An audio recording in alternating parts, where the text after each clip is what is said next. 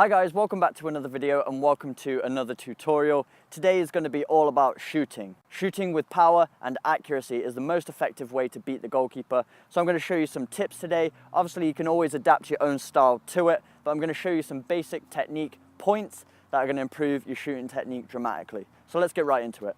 So just to clear up a big misconception that a lot of players have, some people think that you need to have big, strong, powerful legs in order to achieve power in a shot. And that's not the case whatsoever. 99.9% of the power comes through raw technique. We see this in all levels. There are skinnier guys that can achieve a lot more shot power than some guys who have big muscular legs. And that's because they've developed a technique that they can hit the ball cleanly and they're letting the ball do the work. It's not coming through the strength of the player, but the technique and the connection on the ball.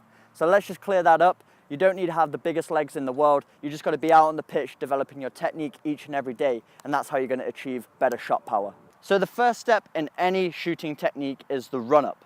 And this is where a lot of the power, a lot of the momentum is generated and it adds a lot more force through the kicking action itself. And this translates into other sports. Let's take a javelin thrower, for example. You don't see them just stand on the spot and throw it. It's not coming just from their arm strength. It's coming through the whole movement itself. So they have a big, long run-up. They're generating a lot of energy. And that just adds to the output when they finally release that javelin. And it goes even further than it ever could if they were standing still. So the same applies for a football shooting technique as well. You want to generate as much energy before you strike the ball as possible, because that's just going to add more force when you actually kick through the ball. So for an effective run-up, I would say take at least 5 or 6 steps back, whether it's a moving ball or whether it's a stationary ball. Have about 5 or 6 good strides. You want to slightly lean forwards and don't just take small steps, really widen that stride. The wider the strides, the more energy you're going to get behind that ball. So it's going to look a little something like this. So the next step and the most important step for achieving accuracy in your shot is your planting foot. So your planting foot wants to go beside the ball, probably about 6 inches away from the ball, and you want to point your standing foot exactly where you want the ball to go. So if I'm aiming for that right hand side, I'm literally pointing my standing foot, my big toe, exactly towards that right hand side of the goal. That's just going to allow my kicking foot to follow through in that direction as well, which gives it a greater chance of hitting exactly where you want it to. And also with the standing leg, have a slight bend, just a slight bend in the knee. That's going to increase your stability and help with balance, because you really need to be balanced when you're shooting. That's going to allow you to hit the exact spot on the ball you're trying to hit, and you'll see a lot more accuracy in your shot when you have a slight bend in the knee. So when you plant that foot, even just before you plant that foot, I always like to raise my arm as high as possible, because you're going on one leg, you want that arm out for balance. And another part of your arm movement as well that's very important, when you strike through that ball, you want your arm to come back across your body. So as your foot's traveling one way, you want your arm to go the other. It's like a snapping movement.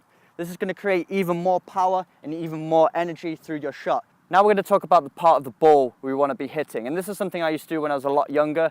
As you become more comfortable with the technique, you don't need to think about this. It becomes second nature.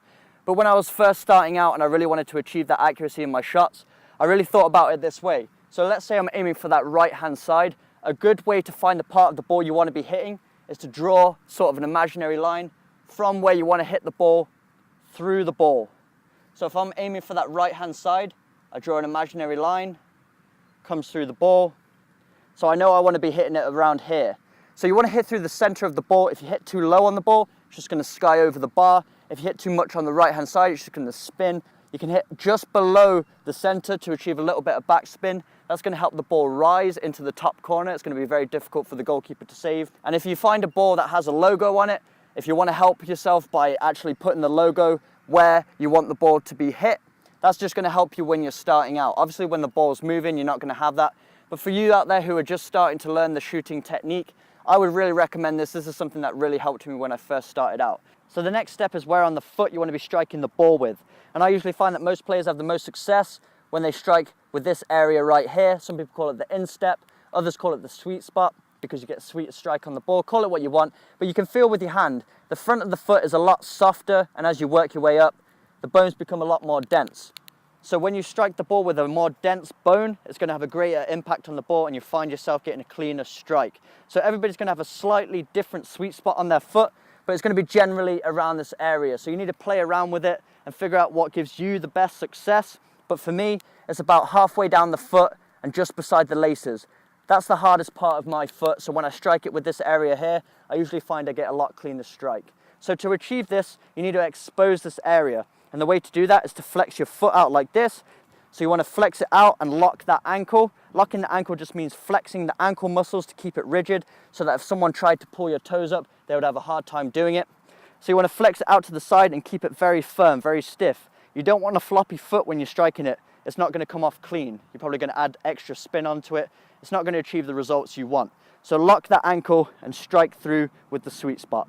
Now this is the most important part of the leg action itself for creating power, and it's your backswing. So the bigger your backswing, you're putting more force through that ball because it's had a greater distance to travel. You're creating even more energy and momentum, and that just gives a greater output when you actually come to make contact with the ball itself. It's kind of like a golf swing. If they're driving the ball, they bring that club right behind their neck and they swing and follow through. But all that power is coming through their backswing here. Same when you're kicking a football. Maximum backswing means greater power on the shot. Now, upon making contact with that ball, you really want to crouch over the ball for that split second. That's going to keep the ball low and stop it skying over the bar. The next step is when you start to follow through. This is very important for your accuracy as well as getting a clean strike on the ball. So when you follow through, a lot of players just want to put their full strength into it and just smash their foot off to the side like that, having no control over their body. But you need to be very disciplined with the follow through. So when you strike that ball, when you piece all those previous steps together and you finally get to strike that ball, as you make contact, your initial movement needs to go towards your target. So you want to expose that part of the foot towards the target, and then your follow through begins to go towards that target initially.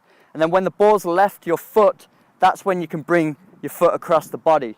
But that initial strike on the ball, your follow through really needs to go towards that target to improve your accuracy. And the final part of the technique is to come off of your standing foot as you follow through that ball. This is going to add even more energy through the movement, and you'll see even more power on your shot. As you follow through that ball, if you stay on your standing foot, you're restricting your follow through. You really want to have the freedom to give maximum follow through as well. So a good way to do that, to enhance your follow through, as you strike that ball, come off of your planted foot and land back on your shooting foot. You'll see this in itself creates a lot more power through your strike. So how do we know when we've hit a clean strike?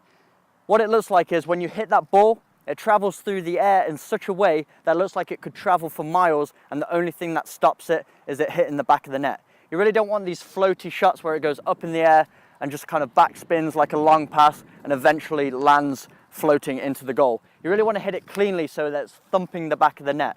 I'm just going to show you what I mean. So I'm going to piece all of these steps together. So I'm going to take a long stride. My chest is going to be leaning forward as I'm running onto that ball. I'm going to plant my foot about 6 inches beside the ball, pointing towards my target, which will be this right-hand side here. As I make contact with the ball, I'm going to have a slight bend in my knee for stability, exposing my sweet spot by locking my ankle and flexing my foot out, hitting through the center of that ball, so basically where this New Balance logo is, following through towards my target with my arm out for balance, and as I strike the ball, slightly crouching over, slightly following through towards my target, then letting it come off to the side, coming off of my standing foot, landing back on my kicking foot again. And we should see the ball traveling at good pace through the air, looking like it's going to travel for miles, and the only thing stopping it is the back of the net.